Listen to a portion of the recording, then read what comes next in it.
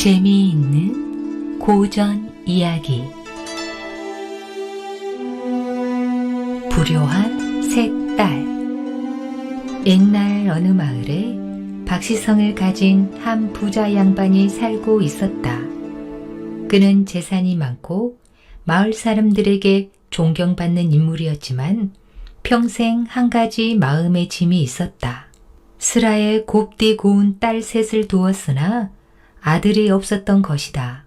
그는 늘 그 일을 가슴 아프게 여기며 하늘을 원망하곤 했다. 어느 날 이웃 마을에 다녀오던 길에 박 부자는 초라한 행색의 사내아이 하나를 길에서 만났다. 해진 옷에 맨발로 떠돌던 그 아이가 불쌍하여 그 아이를 집으로 데려와 키우기로 했다. 그런데 박 부자의 아내는 그 아이를 더욱 못마땅하게 여겼다. 저 아이가 무슨 내력을 지녔는지도 모르는데 괜히 들였다 곤란한 일이 생기면 어쩌려고요.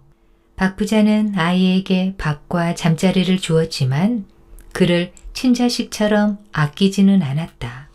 박 부자의 친딸들은 고운 옷을 입고 부엌일 한 번 하지 않았지만 데려온 아이는 늘 헌옷을 입고 마당의 일을 도맡았다. 식사 때가 되면 딸들은 따끈한 밥상 앞에 둘러앉아 웃음소리를 나누었지만 마님과 딸들은 그 아이가 그 자리에 함께 앉는 것을 달가워하지 않았다. 결국 아이는 늘 하인들 곁에 앉아 식은 밥과 남은 반찬으로 허기를 채워야 했다.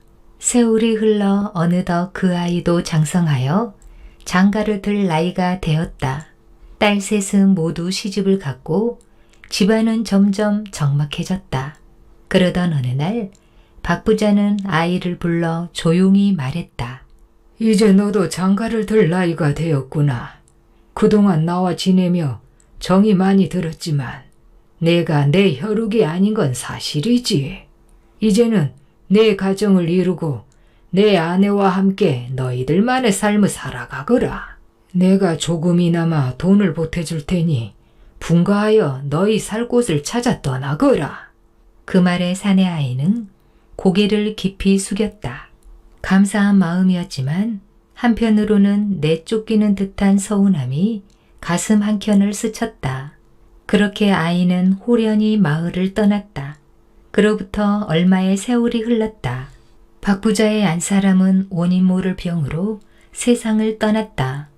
홀로 남은 박 부자는 적막한 집안에 혼자 지내기가 몹시 쓸쓸하였다. 박 부자는 어느 날 세 딸을 조용히 집으로 불렀다. 그리고 설악 깊숙이 넣어두었던 토지 문서들을 꺼내어 하나하나 나누어 주며 말했다. 이제 이 재산을 너희들에게 물려줄 때가 된 것 같구나. 그 대신 이 늙은 몸 하나는 이제부터 너희들에게 의지해야 할 것 같다. 너희들 중 한 집에 얹혀 살며 여생을 보내고 싶구나. 그리 해도 되겠느냐? 그 말에 맏딸이 제일 먼저 나섰다. 예, 아버지. 그동안 고생도 많으셨는데 이제부터는 저희가 잘 모실게요. 걱정 마세요. 둘째 딸도 질세라 말했다. 그러세요, 아버지. 무슨 걱정이세요? 저희가 다 있잖아요. 막내딸은 애교 섞인 목소리로 말했다. 이제부터 아버지가 원하시는 건 뭐든지 다 해드릴게요. 걱정 마시고 편히 계세요. 딸들의 다정한 말에 박 부자는 흐뭇한 미소를 지었다. 그래. 이만하면 여한이 없지. 결국 그는 딸들의 집을 번갈아 다니며 지내기로 마음먹고 가장 먼저 큰딸의 집을 찾아갔다. 처음 며칠은 좋았다.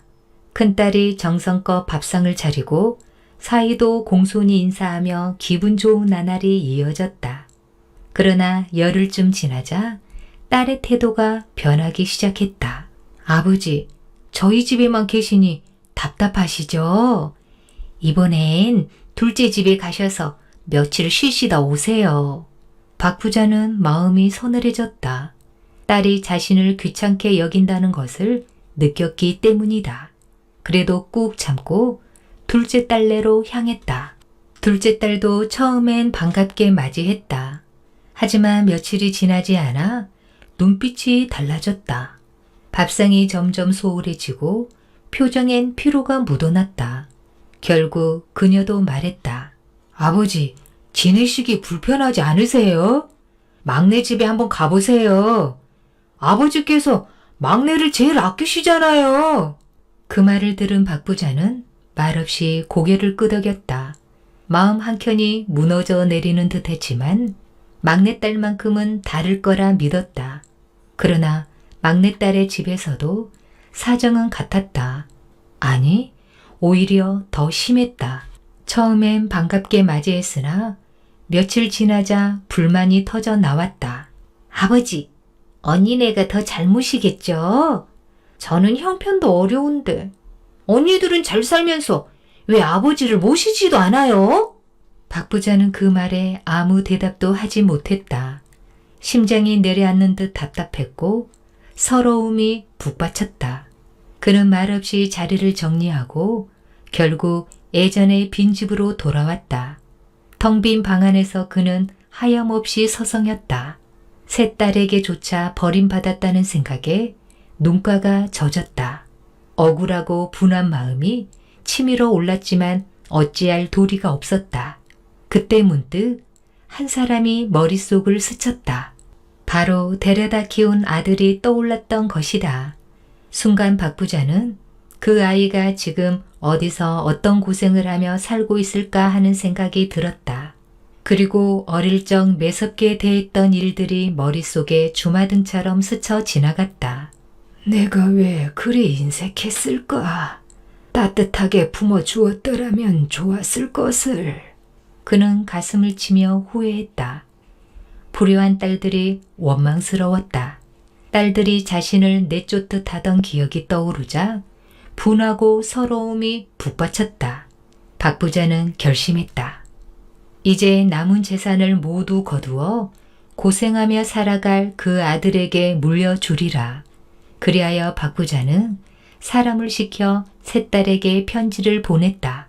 딸아 보거라. 지난번 너희에게 나누어준 땅이 너무 급하게 나누어져 좋은 땅과 나쁜 땅이 고루 분배되지 못하는 듯하구나.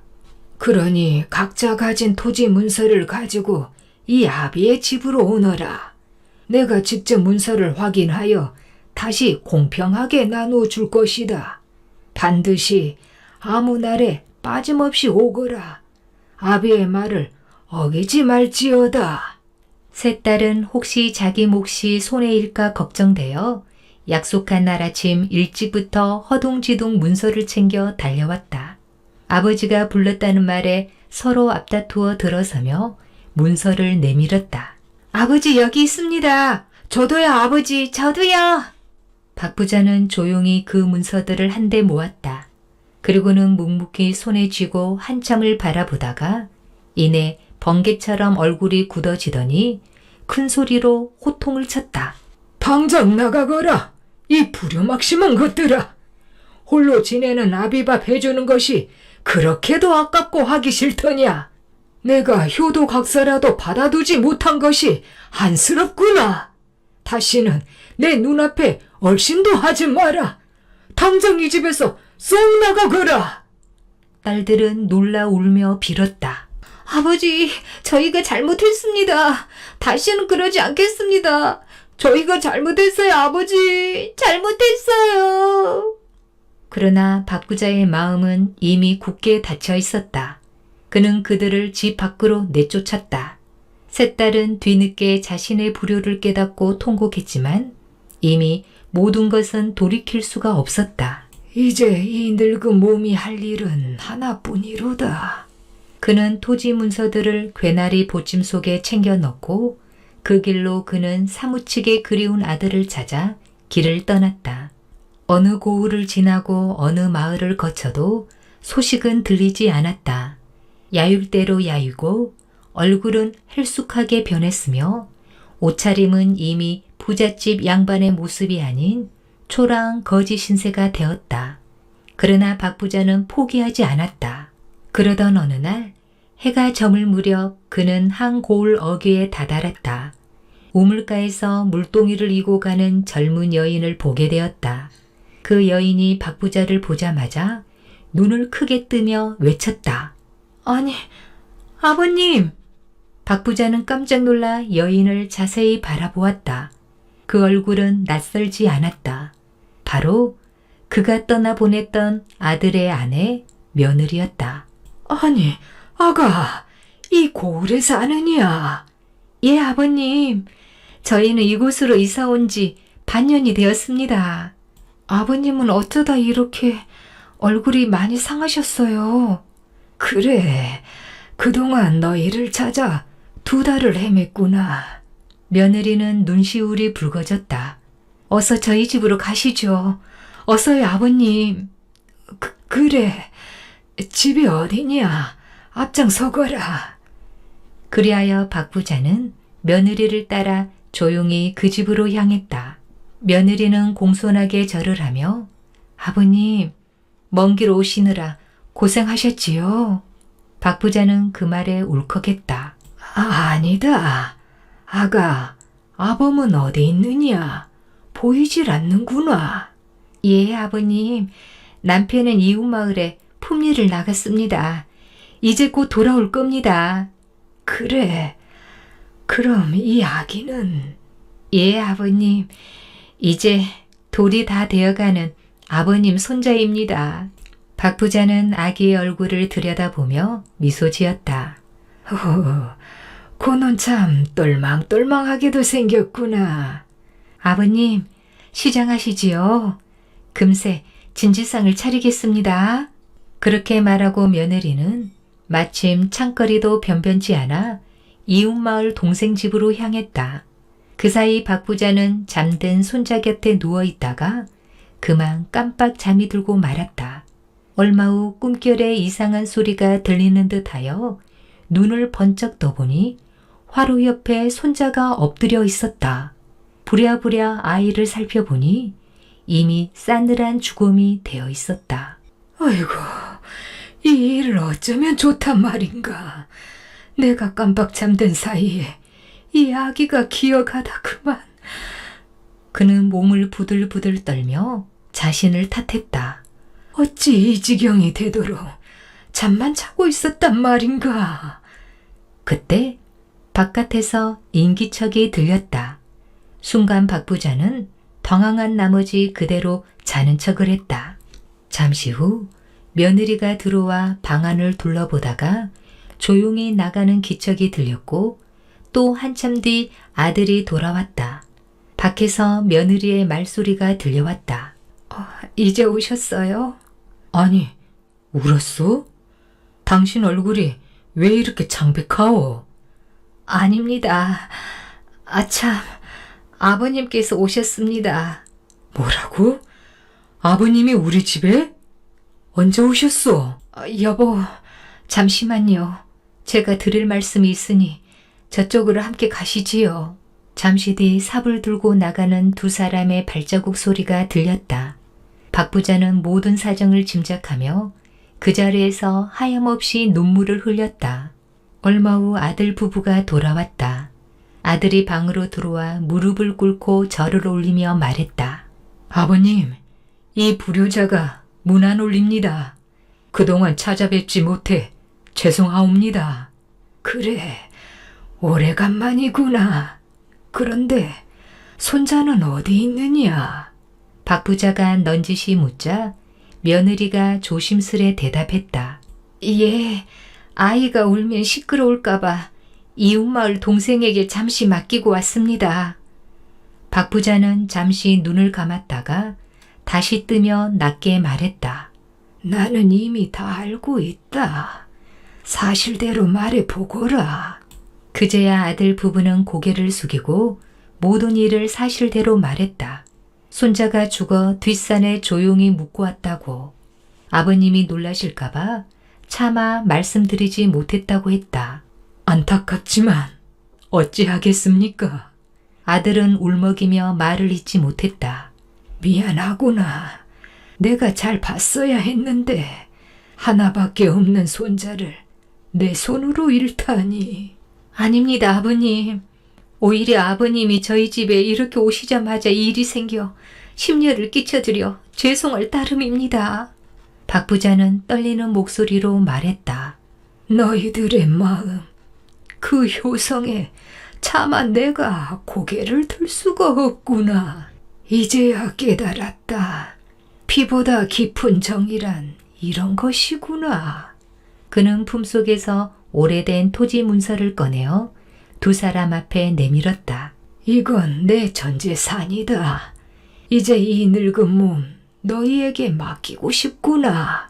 아들 뇌에는 눈물을 글썽이며 머리를 조아렸다.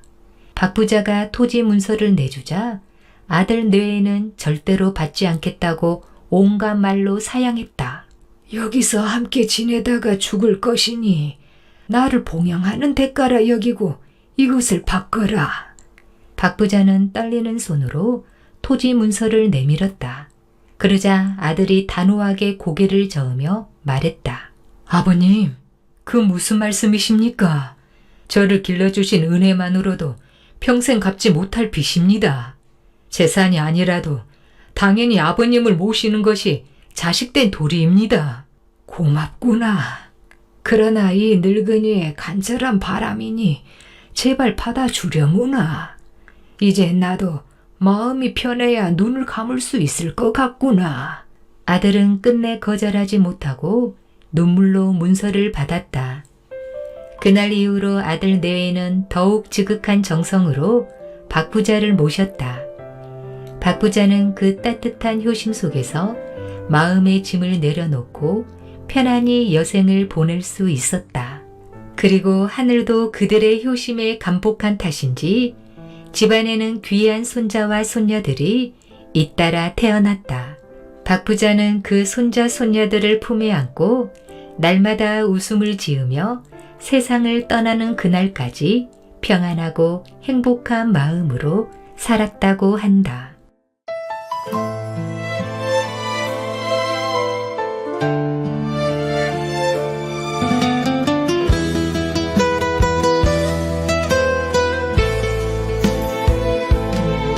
길 위를 꺼도는 어린 생명 하나, 초라한 옷에 맑은 눈빛이 스며 굽은 손길 품어 안았건만 차가운 정이 마음을 감쓴 내 세월 흘러 봄빛도 지고 나서 빈 마당에 낙엽만 쌓여있네. 떠난 나이의 발자국 따라 늙은 마음은 바람에 흩어지네.